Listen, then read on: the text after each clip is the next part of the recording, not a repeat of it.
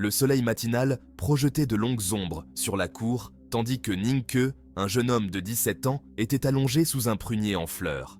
Les pétales délicats tombaient doucement autour de lui, créant une scène presque onirique. Le calme de la matinée était seulement perturbé par le chant lointain des oiseaux et le bruissement des feuilles dans la brise légère. Il était plongé dans un livre, inconscient du monde qui l'entourait.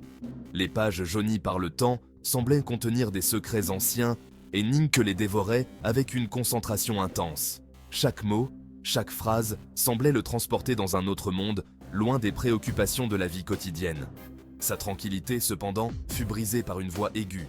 Le son perça l'air calme comme une flèche, ramenant Ning-ke brusquement à la réalité. Toujours apparaissez, jeune maître Ning. La voix appartenait à une servante, son ton chargé de reproches. Ne devriez-vous pas vous entraîner à la cultivation au lieu de perdre votre temps avec ces contes frivoles? Elle se tenait là, les mains sur les hanches, son regard perçant fixé sur lui. Son ton était empreint de mépris, à peine dissimulé sous un vernis de respect. Elle n'était qu'une servante, mais elle se permettait de juger Ning-ke ouvertement, comme si elle avait le droit de le faire. Ning-ke lui jeta un simple regard, son expression indéchiffrable. Il ne montra ni colère ni irritation, seulement une indifférence glaciale. Certaines histoires sont bien plus éclairantes que n'importe quel manuel de cultivation. Il répondit calmement, ses mots porteurs d'une sagesse inattendue pour son âge. Il retourna à son livre, la congédiant effectivement. Pour lui, la conversation était terminée et il n'avait plus rien à dire. Les yeux de la servante se rétrécirent, mais elle savait qu'il valait mieux ne pas le contrarier davantage. Elle avait appris, au fil du temps, que Ning-ke n'était pas quelqu'un à sous-estimer, malgré son apparente paresse. Elle ne put que marmonner dans sa barbe des paroles sur sa paresse et son manque d'ambition. Ses murmures étaient à peine audibles, mais ils trahissaient son mécontentement. Ning-ke, quant à lui, ne fit pas attention à elle. Il était habitué à ce genre de remarques et les laissait glisser sur lui comme l'eau sur les plumes d'un canard. Il s'était habitué aux murmures et aux jugements des domestiques.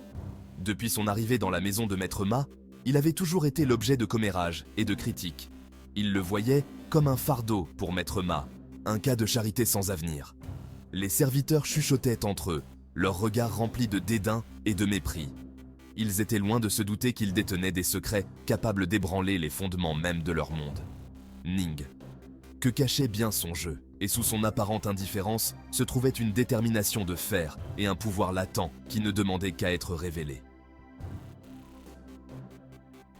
À l'intérieur du manoir, une conversation d'un autre genre se déroulait. Ma Shixiang, le maître de maison et protecteur de Ning-ke, était assis en face d'un noble à l'air distingué.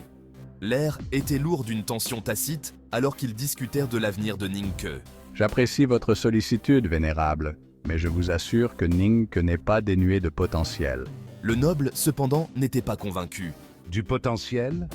Il n'a montré aucune inclination pour la cultivation, aucun talent pour les arts arcaniques.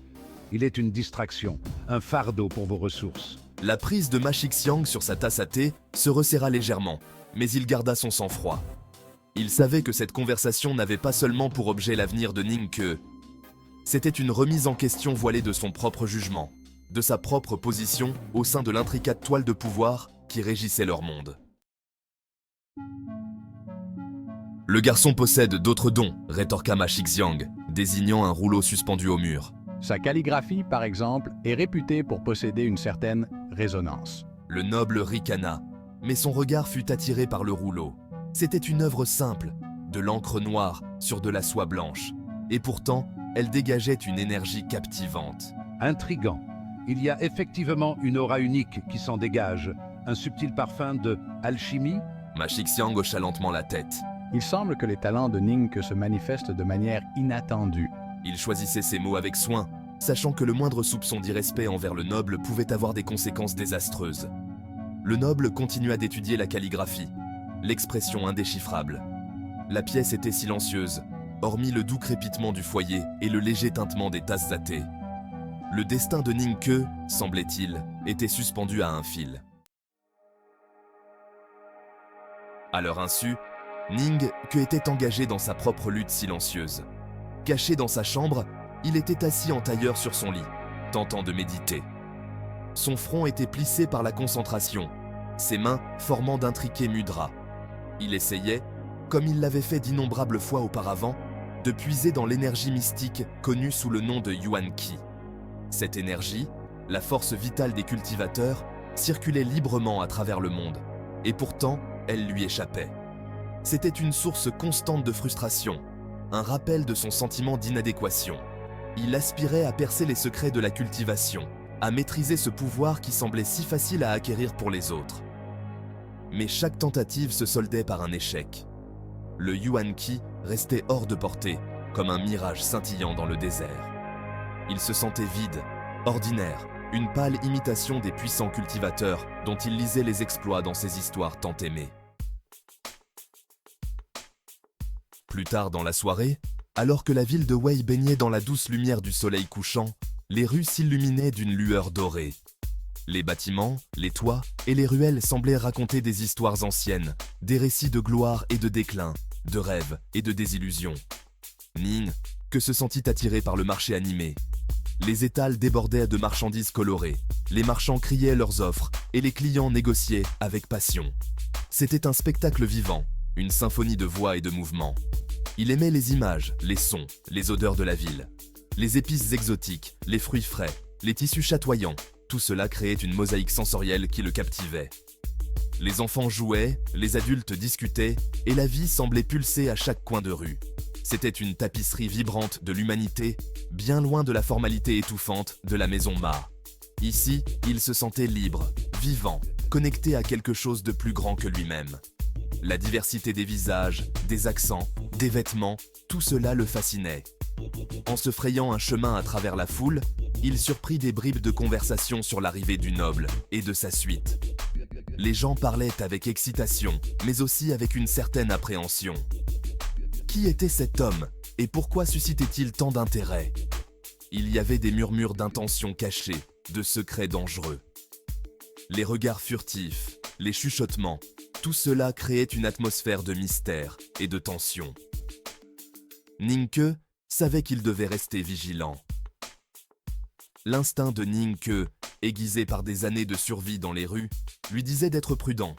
Il avait appris à lire les signes, à déchiffrer les intentions cachées derrière les sourires et les paroles aimables. Il ne pouvait se défaire du sentiment que l'intérêt du noble pour lui n'était pas entièrement bienveillant. Il y avait quelque chose de sinistre dans cette attention, quelque chose qui le mettait mal à l'aise. Il y avait quelque chose dans le regard perçant de l'homme, dans ses paroles calculées, qui mettait Ning Ke mal à l'aise. Chaque mot semblait peser, chaque geste mesuré, comme si le noble jouait un jeu dont Ning Ke ignorait les règles. Il savait, au fond de lui, qu'il ne quitterait pas la ville de Wei sans se battre. La ville était devenue une partie de lui, un lieu où il avait trouvé un semblant de paix et de communauté. Mais il savait aussi que cette paix était fragile, et qu'il devait se préparer à défendre ce qu'il aimait. Le lendemain, le noble fit appeler Ning Ke. Il lui parla d'une prestigieuse institution connue sous le nom de l'Académie, un lieu où des individus doués perfectionnaient leurs compétences dans diverses disciplines, y compris la cultivation. Le noble proposa à Ning que de l'accompagner à la capitale et de s'inscrire dans cette institution estimée. Ning Ke écouta avec une expression stoïque, pesant soigneusement les paroles du noble. Il savait que l'Académie était une destination convoitée par de nombreux jeunes, une porte d'accès au pouvoir et à l'influence. Pourtant, il n'arrivait pas à se défaire de ses soupçons. Cependant, quelque chose dans le comportement du noble avait changé. Le mépris, le ton dédaigneux avait disparu. À la place se lisait un respect réticent, une lueur de reconnaissance que Ning Ke n'était pas qu'un fardeau sans talent. La mention de l'Académie avait piqué la curiosité du noble, avait laissé entrevoir un potentiel que même lui ne pouvait ignorer. La vie de Ning Ke avait été tout sauf ordinaire. Dès son plus jeune âge, il avait été plongé dans un monde de chaos et de destruction. Il portait en lui les cicatrices d'un passé traumatisant, le poids d'une tragédie qui avait frappé sa famille alors qu'il n'était qu'un enfant. Chaque jour était une lutte pour survivre, une bataille contre le désespoir. Il avait été témoin de la brutalité du monde, de la fragilité de la vie. Les scènes de violence et de mort étaient gravées dans sa mémoire, des souvenirs qu'il ne pouvait effacer. Mais il avait aussi fait l'expérience d'une extraordinaire bonté. Dans les moments les plus sombres, il avait rencontré des âmes généreuses, prêtes à tendre la main. Sauvé de la mort, il avait trouvé refuge dans la maison Ma. Cette maison était un havre de paix, un endroit où il pouvait enfin se sentir en sécurité. Maître Ma l'avait recueilli, lui avait offert un toit, de la nourriture et une éducation. Sous la tutelle de Maître Ma, Ning Ke avait appris non seulement à lire et à écrire, mais aussi les valeurs de courage et de compassion.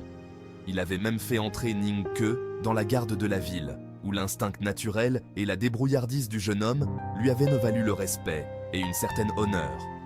Dans la garde, Ning Ke avait trouvé une nouvelle famille, des camarades qui partageaient ses peines et ses joies. Ning Ke n'avait jamais oublié les horreurs dont il avait été témoin, mais il refusait de les laisser le définir. Chaque nuit, les cauchemars revenaient, mais chaque matin, il se levait avec une détermination renouvelée. Il s'accrochait à la bonté qu'il avait trouvée, à l'espoir d'un avenir meilleur. Il croyait fermement que malgré les ténèbres, il y avait toujours une lumière à chercher. Il portait en lui une force tranquille, une résilience forgée dans les feux de l'adversité. Chaque épreuve qu'il avait surmontée avait renforcé sa détermination à vivre honorablement et à protéger ceux qu'il aimait. Ning Ke était plus qu'un survivant. Il était un symbole de courage et d'espoir pour tous ceux qui l'entouraient.